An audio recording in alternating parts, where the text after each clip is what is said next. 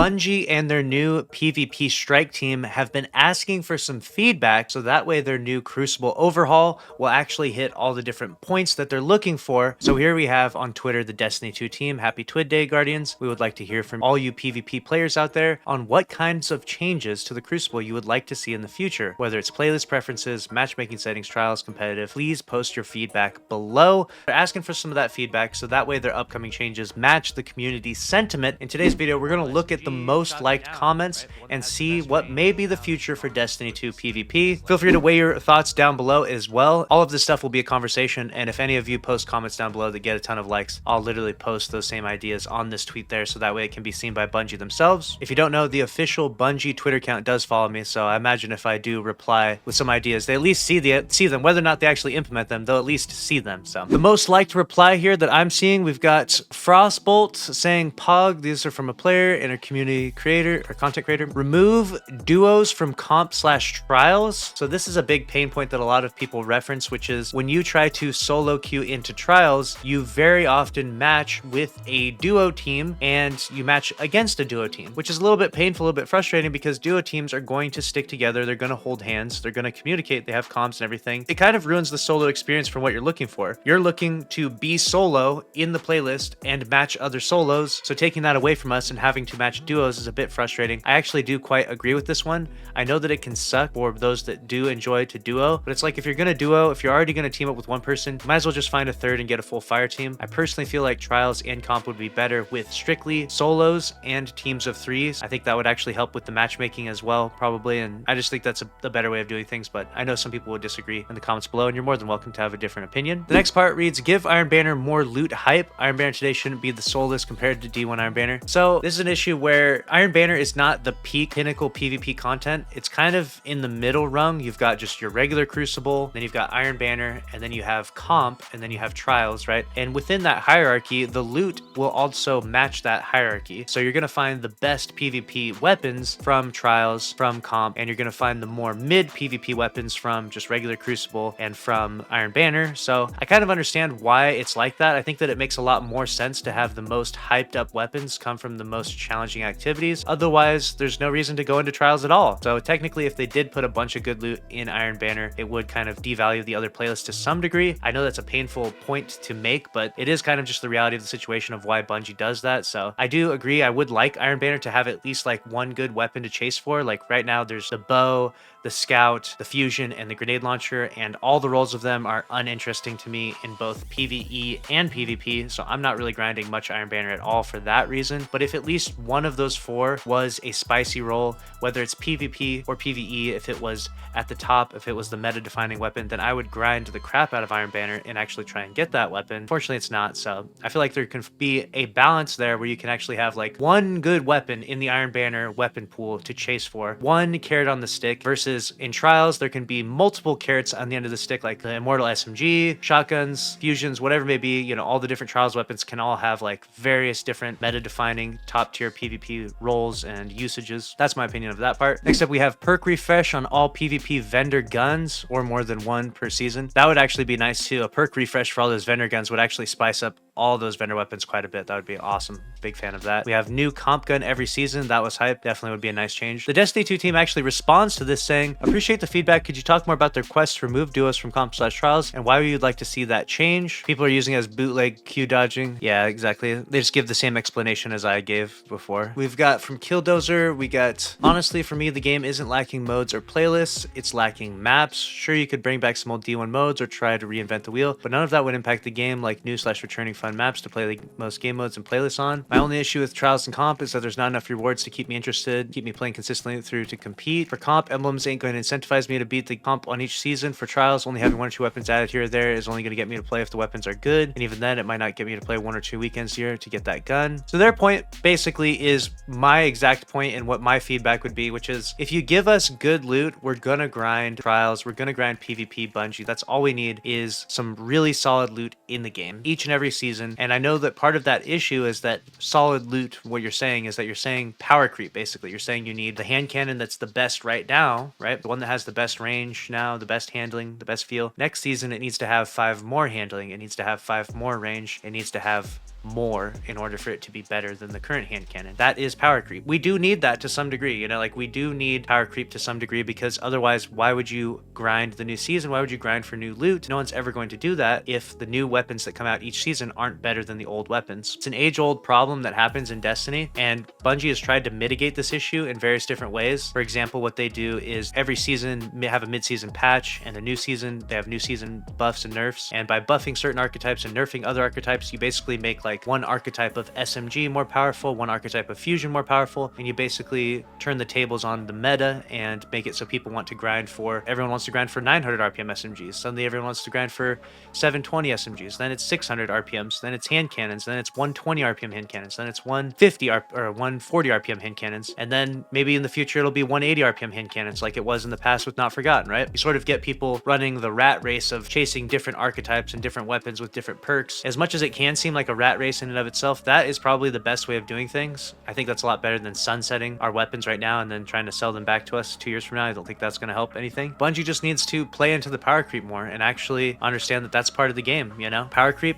is a necessity. It's the same argument they were talking about with Iron Banner, with there not being any good loot. There needs to be a good weapon, at least one really impressively good PvP weapon in Iron Banner every season. Otherwise, why go in there? Why go in there? There's no point to it, especially in a game like Destiny where you're playing for so many hours for so long. Everyone just wants better loot. The next bit of criticism is a super spicy one. It comes from ZKMushroom. He says, completely remove the AE system. It is by far the worst addition to the PvP sandbox. Wow, that is a spicy take right there. Now, I don't think that Bungie would actually remove the AE system. Obviously, they implemented it for a reason. I'm not sure exactly what that reason was. Like, what is their like main bullet point reason that they wanted to punish people from jumping the air more? Not a lot of people know what it is because people aren't super invested in the nerdy side of Destiny. But basically, when you jump in the air, your weapons become less accurate. And previously in Destiny metas, you could jump in the air freely, and in doing so, your weapons would fire basically with perfect accuracy, especially if you had it on like Icarus Grip mod on your hand cannon. A lot of people will look back to times like Spare Benders when people were jumping around in the air like crazy with Stompies and Spare Rations. And that playstyle is very cool and very impressive, flashy and fun, and everyone got to do that for a long time. But I feel like Bungie has kind of pushed onto a new playstyle and onto a new meta that they're looking for, and the jump around in the air like crazy and spray hand cannons from the sky meta is kind of over and done with. It was really cool and really fun for its time, but it's time to move on to the next thing, and they added AE in the game to sort of shift players that way. The only way you shift players from one meta and one playstyle is by nerfing those things, you know? Like, once people have been running around with shotguns for so long, for so many months, years, whatever it may be, they gotta nerf shotguns, right? And you might look back on that and be like, don't nerf shotguns that much, like it's ridiculous. Shotguns are so weak now, they're so inconsistent, whatever it may be, right? And that's a fair criticism, but it's also like, we did the shotgun thing for a while, you know? And I think that Bungie's explanation for what they did with AE would be like, we did that already, you know? We did the whole jump around in the air endlessly, you know? So now we're on to the next thing, and that's why we have AE. I doubt they would ever revert AE. They might adjust some of the values of it, like maybe not have it be as big of a penalty. They already have done that previously in the past, but I doubt they would ever remove it. Next, we have Chibi here, and they say, remove skill-based matchmaking from quick play. I'm fine with Fireteam matchmaking if that means SBMM leaves. Both at the same time has led to zero fun, more lag, and just overall ruins playing with others with different skill. And that's a perfectly fair criticism. Bungie devs, game devs around the world, regardless of what games they're developing, they all meet up in conferences, right? They all meet up in conferences. They're all friends. They all know each other very well. The trend from the developer side has become skill-based matchmaking because it makes a more fair environment for newer players to come into the game, makes a more fair environment for bad players to play the game, makes a less fun environment for like skilled veteran players. They hate skill-based matchmaking. I hate skill-based matchmaking, obviously, in Destiny, because it doesn't help me any, but it's one of those things like voting for what benefits you versus voting for what benefits the greater good, you know, type of thing. So like, I get why skill-based matchmaking's in the game. I'm definitely not a fan of it. I wish it would go away, but I'm also not going to voice that opinion because I've already done that enough in the past, and I feel like that's like that meme of that guy talking to the brick wall, like, oh, remove skill-based matchmaking. You're just talking to a brick wall, because it's so commonplace now that in games, in PvP games, that it would be baffling if Bungie were to remove it. It would be like all these other games have it now. It's just normal. It would be seen as like, it would just be a bad thing in terms of what Bungie's opinion would be from game development side, right? They want to make a fair environment for all the new people to come in and stuff. So it's just not going to happen. As much as I think that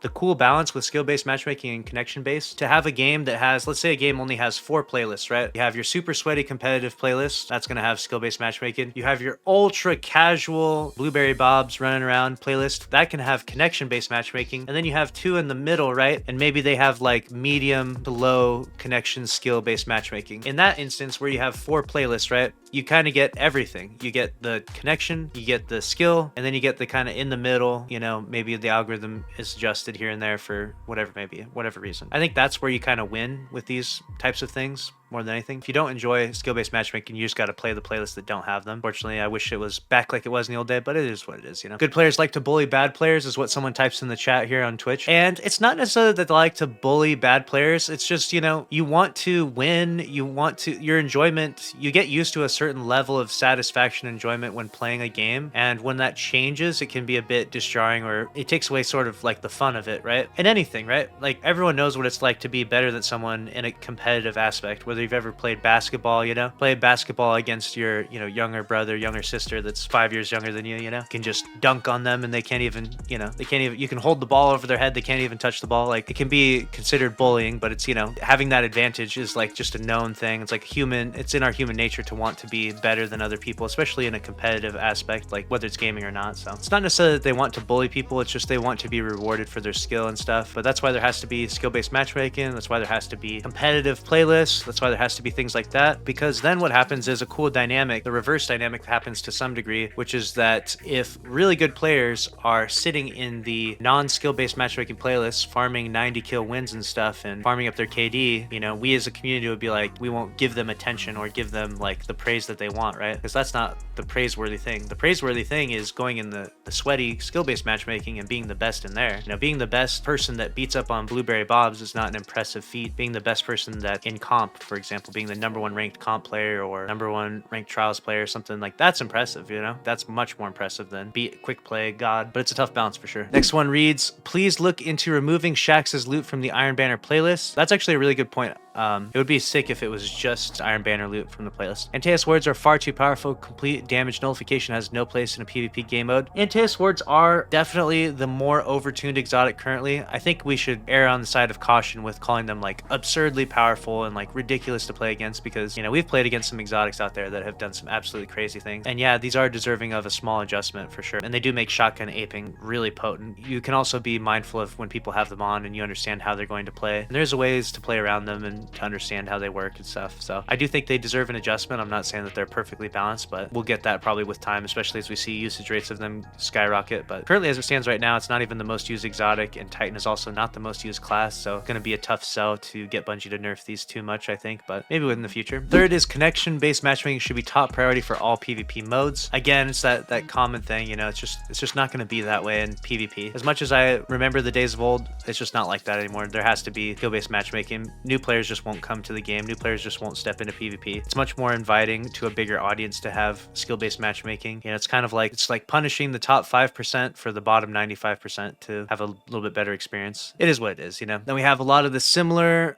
points. We have nerf Antaeus, we have no skill-based matchmaking quick play, better competitive / Iron Banner rewards, playlist that has all the party modes, got it. Got AE makes 0 sense, tune aim assist a little bit, make trials 3v3 only, skill-based matchmaking to be in none of the casual playlists, make comp and trials more rewarding, crack down on cheaters, your game thrives and PvP is healthy. That's actually a really good point, which is that cheating has gotten worse. Obviously they did mention that already. Cheating has definitely gotten worse. They'll have to fix that for sure. A lot of people saying the same thing, that quick play should have connection-based matchmaking, which again I think is actually a pretty valid point. If all the other playlists have skill-based matchmaking and there's maybe like just quick play and like maybe one other playlist has connection-based, I think that's perfectly fine. And if people don't enjoy that, then they can just go into the skill-based matchmaking playlist where they won't get beat up as much or whatever. I think that's actually a fair idea, because there's, like I was saying, with 4 playlists, one of them connection and one of them skill and the other 2 in the middle, that's fine. But we have more than 4 in the game, so we could easily have 2 connection ones and still have skill-based matchmaking, still have that fair and balanced playlist and ladder system style for comp and everything. So overall though, I think those are some pretty good stuff, some pretty good opinions. Let me know your thoughts down in the comments. It'll be interesting to see what the PvP strike team ends up putting together now that Bungie has actually formulated a proper PvP team for this game. Hopefully some of these changes are implemented in a timely manner. We'll see what Bungie ends up doing. Hopefully this doesn't turn into a big we're listening and then nothing actually changing. Hopefully we can actually see some of these changes implemented, which would prove that there is a PvP strike team that is actively listening and working on these things. That's wrapped up. Make sure to subscribe if you enjoyed, smash the like button, click on the screen here to watch another video from the channel. I'll see you in the next one. Later.